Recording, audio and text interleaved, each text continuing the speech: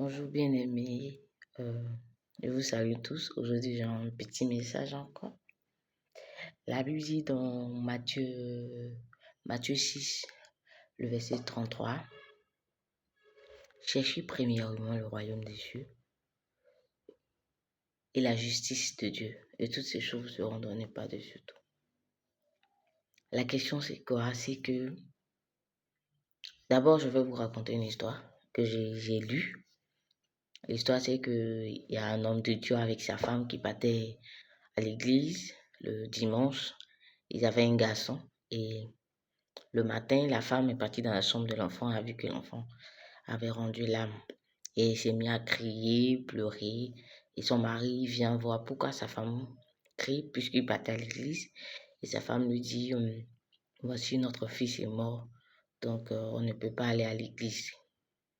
Et le mari, qui est l'homme de Dieu, dit non, bien vrai que notre fils est mort, mais nous allons le laisser dans cette chambre-là et nous allons partir d'abord parce que Dieu d'abord.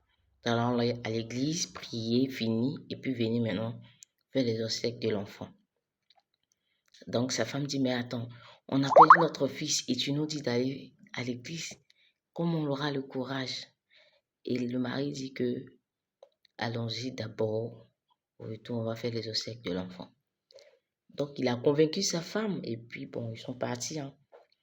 Arrivé à l'église, ils ont prié. Ce jour-là, il y avait tellement de monde à l'église. Ils ont prié, ils ont tout fait. Lorsqu'ils ont fini le culte, il a appelé les responsables. Il leur a dit, ah voici, j'ai perdu mon fils ce matin, mais je devais venir servir Dieu d'abord avant de faire toute chose. Donc je vous informe que j'ai perdu mon fils. Et là, tout le monde était triste. Bon, ils ont décidé d'aller à la maison. Comme c'est un enfant, normalement, on doit l'enterrer vite. Ils ont décidé d'aller à la maison avec les anciens pour pouvoir aller faire les obsèques de l'enfant, faire comment on va l'enterrer au fait. Et de là, ils arrivent à la maison, tous surpris. Ils trouvent l'enfant en train de jouer.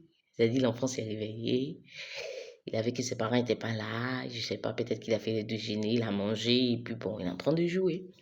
Et il joue, il rentre, l'homme de Dieu rentre et avec les anciens, ses fidèles, il rentre, il trouve que l'enfant joue.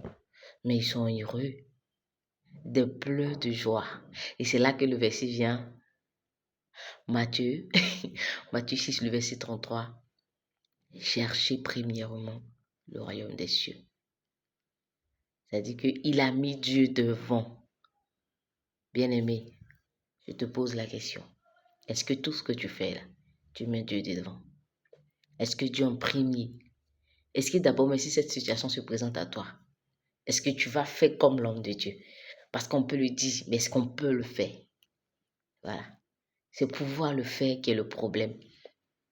Est-ce que si c'est toi, tu vas le faire? Oui ou non? Et est-ce que aussi tu mets Dieu devant? En toute chose, nous mettons Dieu en premier. Même quand tu as un contrat, on t'appelle, tu cries, oh, oui, c'est vrai. Mais la première des choses, après avoir fini d'écrire, avant même d'aller prendre, peut-être on te dit, il faut envoyer ton dossier par un lien, il faut envoyer un truc par WhatsApp. Avant même d'envoyer le dernier dossier pour que ton contrat soit validé, tu te mets à genoux et tu rends gloire à Dieu d'abord. Tu pries d'abord avant d'envoyer le dernier, même si ça va prendre quelques temps et puis on dit, bon, ok, on ne te donne plus le contrat parce que tu as duré. Mais d'abord, tu as mis Dieu devant. Dis-moi en commentaire, si c'était toi, est-ce que tu le feras ainsi? Merci et puis bonne journée.